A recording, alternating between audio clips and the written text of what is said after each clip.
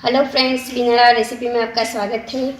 कई लोगों ने हमें कमेंट किया था कि साबुत धनिया को किस तरह से स्टोर कर सकते हैं और किस तरह से लंबे समय तक इसे अच्छे रख सकते हैं। तो इस कमेंट के आंसर के लिए आज मैं एक वीडियो बनाने वाली हूँ। इस वीडियो में मैं आपको साबुत धनिया को किस तरह से लंबे समय तक स्टोर कर सकते हैं उसका आसान तरीका बताऊंगी। साबुत धनिया को आप एक साल नहीं, इस तरीके से अगर आप इसे स्टोर करेंगे तो इसे सालों साल अच्छा रख सकते हैं। सालों साल इसे कुछ भी नहीं होता है।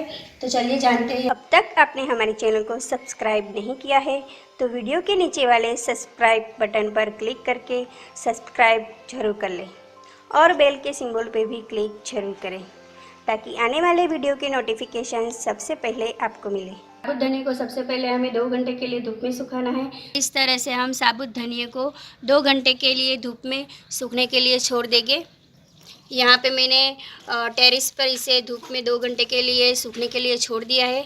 जब भी हम बाज़ार से नए साबुत धनिया ख़रीदते हैं तो ख़रीद के हम लाते हैं तो डायरेक्ट उसे स्टोर कर देते हैं, लेकिन इसे डायरेक्ट स्टोर नहीं करना है।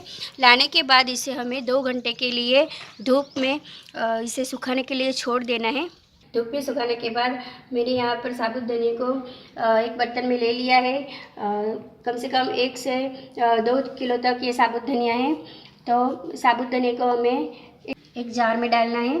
तो इस तरह से आप किसी भी जार का यूज़ कर सकते हैं, किसी भी कंटेनर का यूज़ कर सकते हैं। इस जार को भी मैंने धोकर साफ़ कर 5 से 10 मिनट तक धूप में सुखा लिया था और सुखाने के बाद इसमें हम साबुत धनिया को स्टोर करेंगे। तो आप देख रहे हैं कि साबुत धनिया को साफ़ कर लेना है।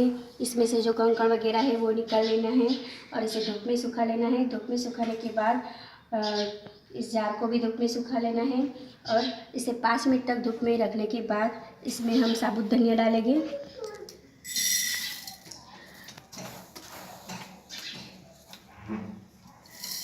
धूप में हम डालेंगे दालचीनी के 1 या 2 पीस इसमें डाल दीजिए इस तरह से।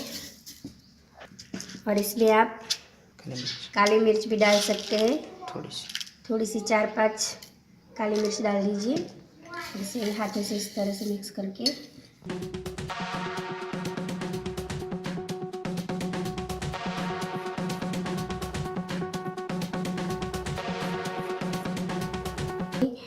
एक लेयर करने के बाद मैंने इसमें डाली दालचीनी और फिर उसमें काली मिर्च डाली। फिर मैंने दूसरा लेयर किया और दूसरे लेयर में भी मैंने 4 से 5 काली मिर्च और एक छोटा सा टुकड़ा मैं डालूँगी दालचीनी का।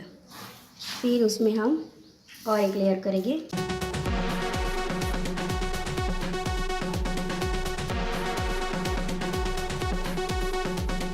सिर्फ दालचीनी हो तो भी चल सकता है और सिर्फ काली मिर्च हो तो भी चल सकता है। दोनों में से एक भी चीज़ आप डाल सकते हैं। इसमें हम लास्ट में डालेंगे 4 से 5 काली मिर्च और एक टुकड़ा दालचीनी का। कंटेनर को पूरी तरह से भरने के बाद एक प्लास्टिक पेपर लेंगे और प्लास्टिक पेपर को लगाकर हम इसे ढक्कन में देंगे। इसी तरह से जार में साबुत धनिया को स्टोर करने से 2-3 साल तक इसमें कीड़े नहीं लगते, वो ख़राब नहीं होता है। इस प्रकार से जो छोटी बोतल आती है टोमेटो केचप की खाली बोतल में भी आप इस तरह से साबुत धनिया को स्टोर कर सकते हैं और जब चाहे अपनी रेसिपी में इसे यूज़ कर सकते हैं।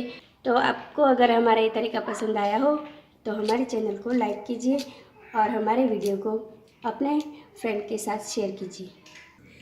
तो आप हमारे वीडियो देखिए, अपने फ्रेंड के साथ शेयर कीजिए और हमारे चैनल को सब्सक्राइब कीजिए। धन्यवाद।